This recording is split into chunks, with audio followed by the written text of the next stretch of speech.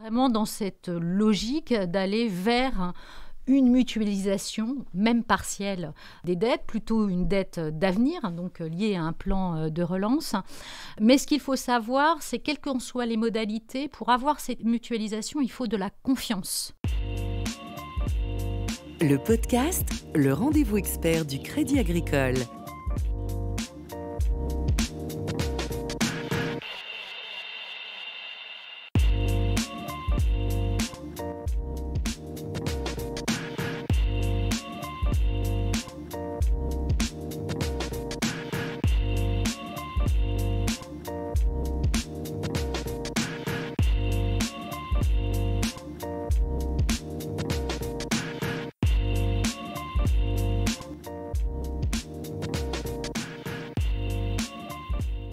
Bonjour à tous et bienvenue dans la deuxième partie du podcast consacré à la gestion de la dette publique liée à cette crise sanitaire du Covid-19. Nous sommes toujours avec Isabelle Job-Basile, directrice des études économiques de Crédit Agricole SA. Bonjour à vous. Bonjour.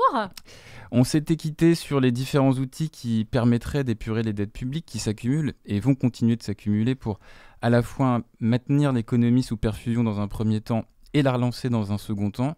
On parlait du poids politique que pourrait engendrer une restructuration de la dette. Il se trouve que sur le plan politique, le poids ultime de la dette des États de l'eurozone et la crédibilité de son remboursement, il repose aussi sur la pérennité de cette institution qui est la Banque Centrale Européenne. Certains acteurs des marchés financiers pourraient en douter puisque le 5 mai dernier, la Cour constitutionnelle allemande basée à Karlsruhe a émis un arrêt portant sur le programme de rachat de dette publique, le PSPP, qui avait été émis en 2015, je crois, par Mario Draghi. Ouais. Les juges allemands estiment que la BCE outrepasse ses prérogatives en rachetant de manière trop importante de la dette des États européens. Ils ont fixé un ultimatum de 3 mois à la BCE pour se justifier. Comment est-ce que vous l'avez interprété, cette décision ?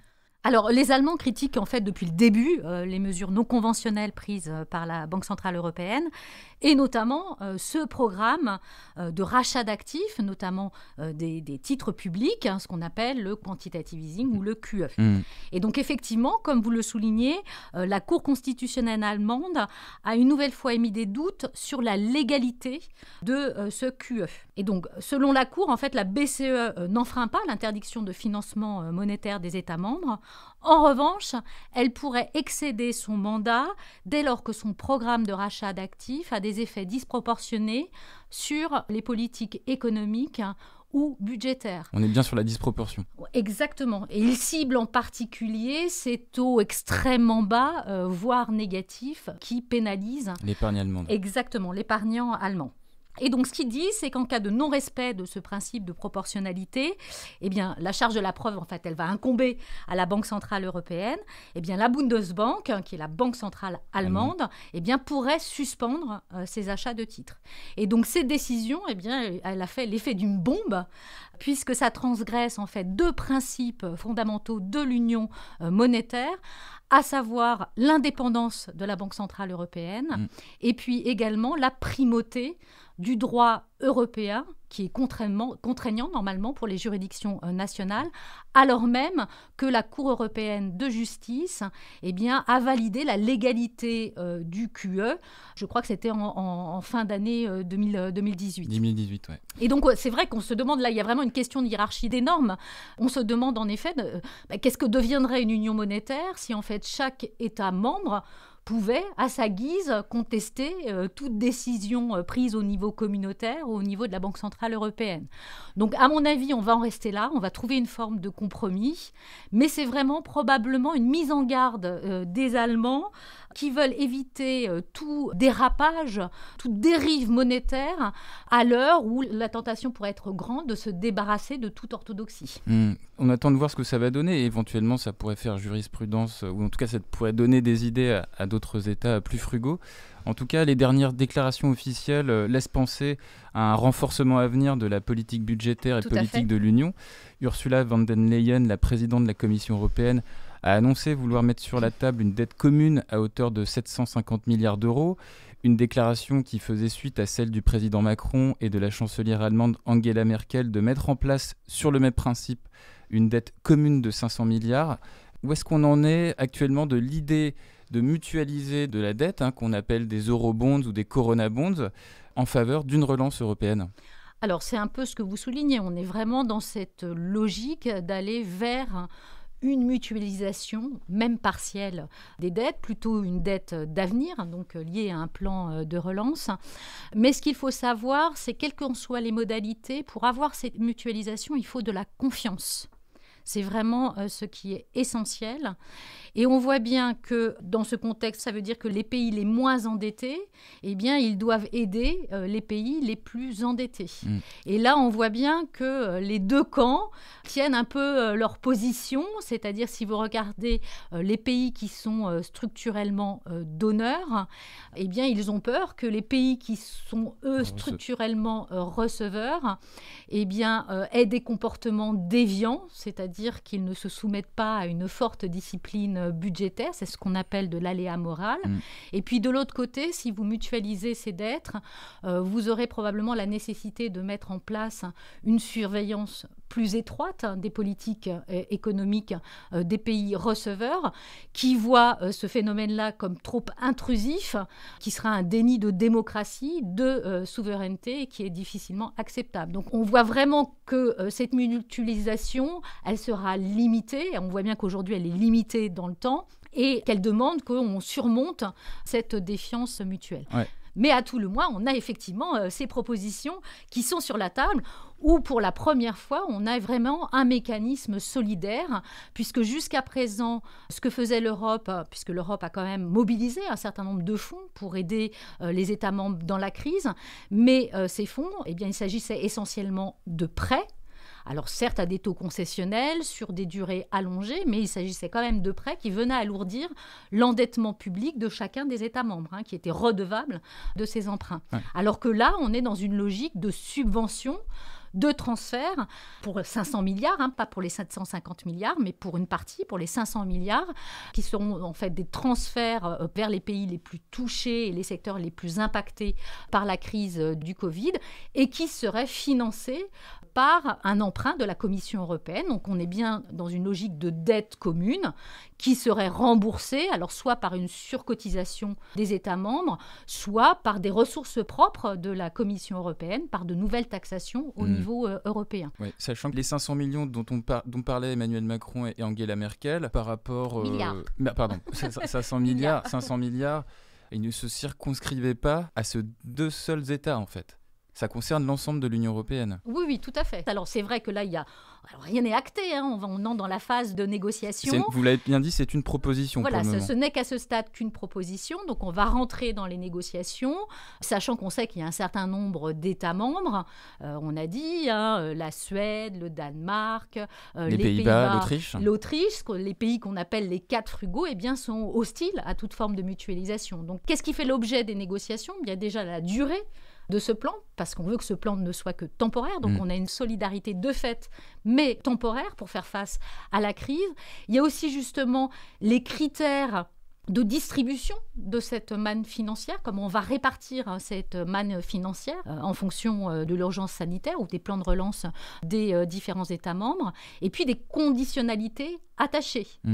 Et notamment, on pourra avoir le fléchage de ces dépenses vers un certain nombre de secteurs, ce qui pose en filigrane la question de la gouvernance de cette dépense. Mais en tout cas, c'est quand même un pas franchi au niveau de la construction européenne, puisqu'on a vraiment ce mécanisme de solidarité, le fait qu'on partage, qu'on mutualise les efforts budgétaires pour faire face à la crise et aussi pour préparer l'avenir. Oui, bien sûr. Sachant que vous parliez de limites dans le temps de cette dette commune, on peut aussi émettre une limite aussi d'un point de vue du montant.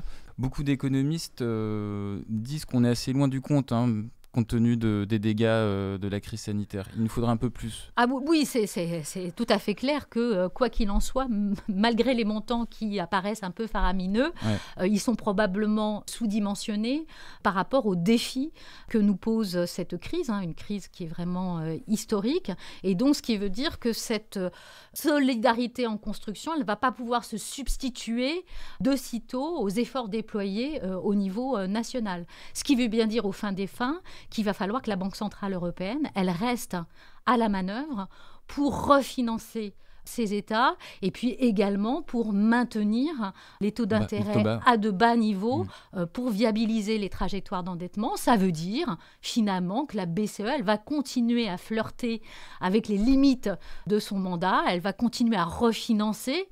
Alors on pourrait dire presque indéfiniment ces États membres. C'est un peu cette idée de dette perpétuelle qui fait du temps en fait notre meilleur allié. Avant de passer aux questions des internautes, on a envie de vous interroger bien sûr à propos de la manière dont ces dettes vont être employées. Des plans de relance, d'investissement vers des secteurs qu'il va falloir renforcer comme celui de l'industrie, de la santé ou de la transition énergétique pour anticiper, ne serait-ce qu'anticiper les prochaines crises que l'on sait inéluctables, pandémie et réchauffement climatique confondus. À quoi vont servir les dettes ? Alors, peut-être dire au départ que en fait, la dette en soi, c'est pas mauvais. Et notamment, ça peut paraître même légitime lorsqu'il s'agit de financer des dépenses d'investissement, des dépenses d'avenir, qui vont donc profiter aux générations futures. Et comme elles vont en profiter, il est normal que ces générations, elles s'acquittent d'une partie de cette dette. Donc il y a une forme de légitimité à s'endetter pour dépenser pour le futur. À quoi elle doit servir cette dette d'avenir ? Eh bien, elle doit pouvoir financer des dépenses de recherche et d'innovation pour faire que la croissance soit une croissance intelligente et innovante.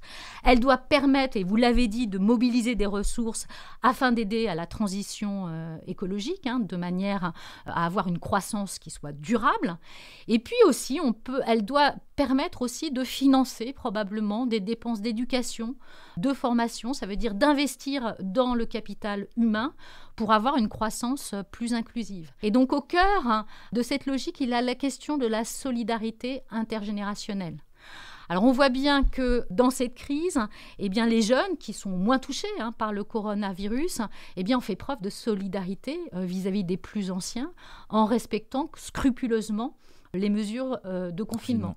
Donc aujourd'hui, ça serait, on pourrait dire, un juste retour qu'on investisse dans l'avenir pour ne pas hypothéquer leur futur et en particulier, bien évidemment, d'avoir des dépenses pour préserver la planète. Allez, on a 2 questions d'internautes avant de se quitter. La première, c'est Pierre qui la pose. Il nous rappelle que la création de monnaie passe par le crédit. Est-ce que ce type de soutien peut être à l'origine d'une bulle ? Alors, on parle souvent de bulles de crédit lorsque l'endettement paraît excessif par rapport aux fondamentaux économiques. Or, il est clair qu'au sortir de cette crise, le poids des dettes se sera alourdi, que ce soit du côté des États, on vient de le voir, mais aussi du côté des entreprises. Alors, pour ces dernières, c'est vrai que le risque de défaut, il existe.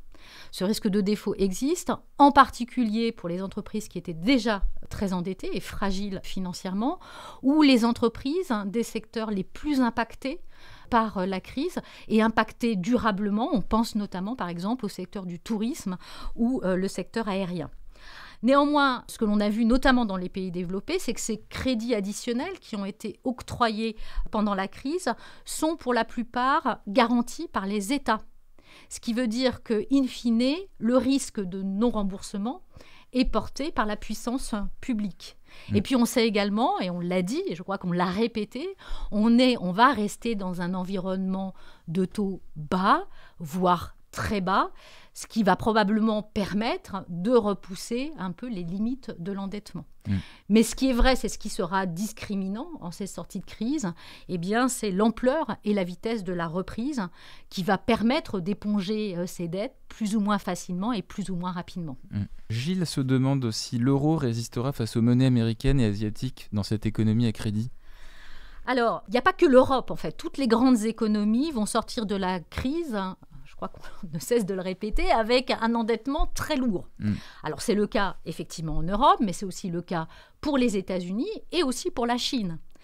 Donc, effectivement, les marchés pourraient, à un moment donné, se poser la question de la valeur de ces grandes devises, si le recours à la planche à billets débouchait sur une période de très forte inflation, voire d'hyperinflation, alors ce qui n'est pas du tout pour nous une hypothèse la plus probable à ce stade, mais si ça devait advenir, face à cette érosion monétaire, on pourrait avoir effectivement des investisseurs qui prennent peur, alors on appelle ça en économie, qui fuient devant la monnaie, ce qui entraînerait des dévaluations monétaires. Alors, toutes les monnaies ne pouvant pas quand même se dévaluer en même temps.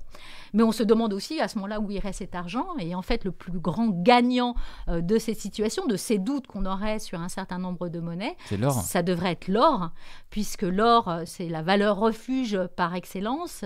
C'est cette réserve de valeur qui est censée, alors même si c'est psychologique, mais qui est censée protéger de tous les maux.